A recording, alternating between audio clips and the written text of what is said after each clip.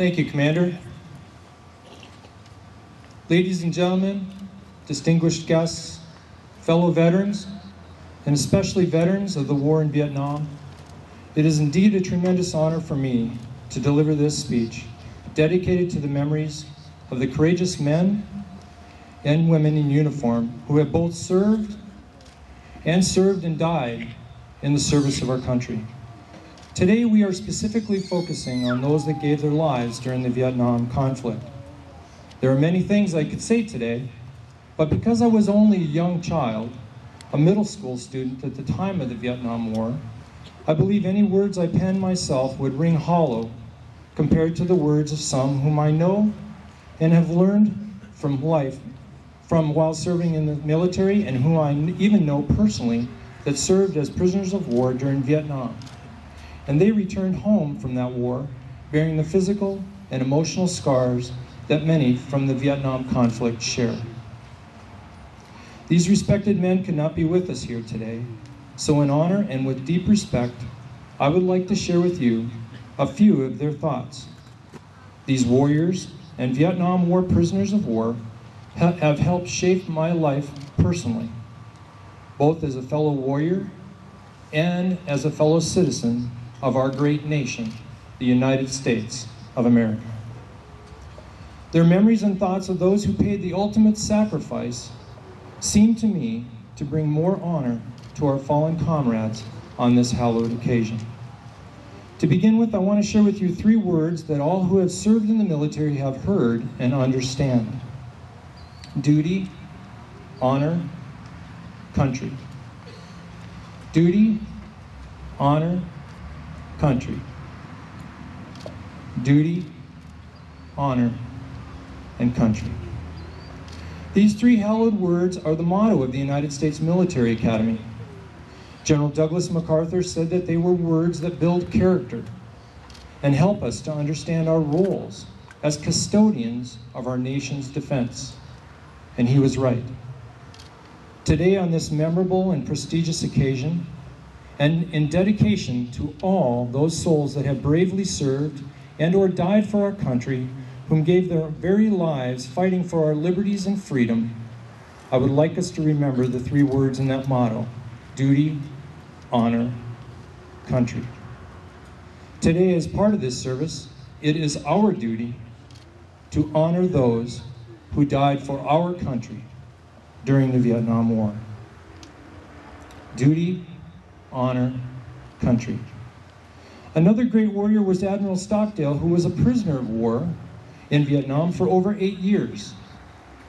In a 1981 address to the graduating class of John Carroll University, Admiral Stockdale summed up his prisoner of war experience by saying, quote, "From this 8-year experience, I distilled one all-purpose idea. It is a simple idea, an idea that naturally and spontaneously comes to men under pressure. You are your brother's keeper." Unquote. These courageous souls dedicated their lives to being our keepers, your keepers, my keepers. So today it is our duty and honor to our great country to be their keepers and remember their ultimate sacrifice. Another prisoner of war was a man by the name of Lee Ellis. Like Admiral Stockdale, Lee was a resident of the infamous Hanoi Hilton for over 5 years. Many years later, he was my vice commandant at Squadron Officer School.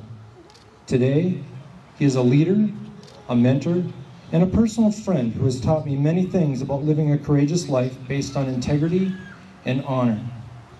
When I asked Lee what he thought I might say during this occasion, he said this, and I quote, "An important part of our character and our nation's heritage is to appreciate the sacrifices that others have made for us.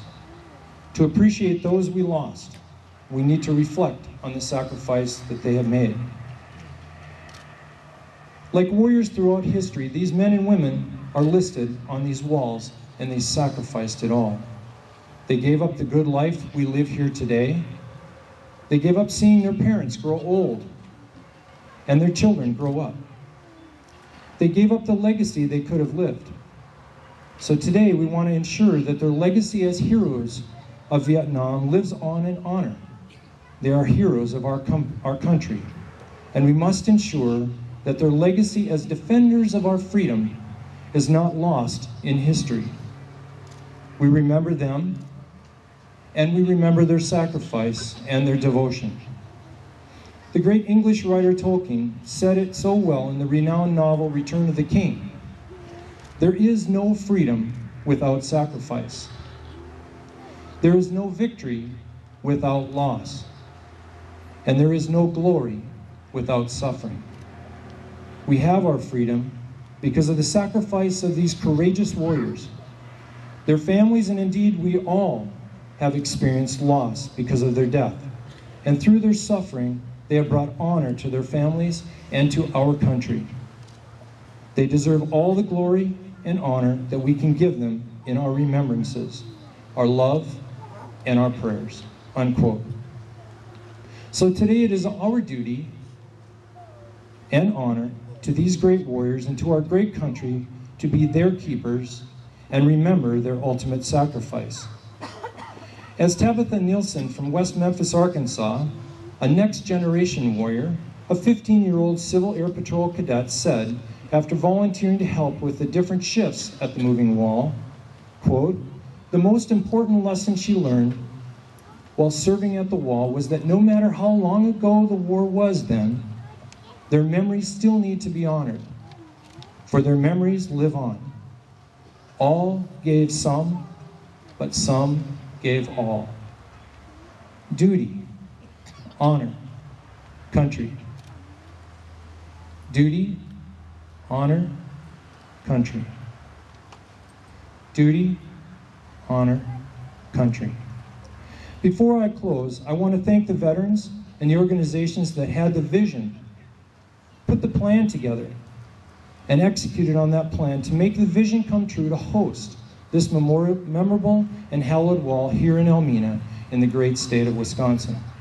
Your vigilance watching over those who have gone before us is truly admirable, and we are most grateful. And finally, I would like to quote and echo something similar to what President Ronald Reagan said. But before I go, as have so many others to the wall, my father, a veteran of the Korean and Vietnam Wars, my oldest son, and my first grandson, 4 generations of our family, are here with us today. And I wanted us to leave a note on the wall, and if I may, I'd like to read it to you before doing so.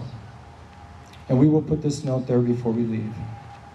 Quote, "Our young friends, yes, young friends, for in our hearts you will always be young, full of the love that is youth, love of life, love of joy, love of country. You fought for our country and for its safety, and for the freedom of others with strength and courage.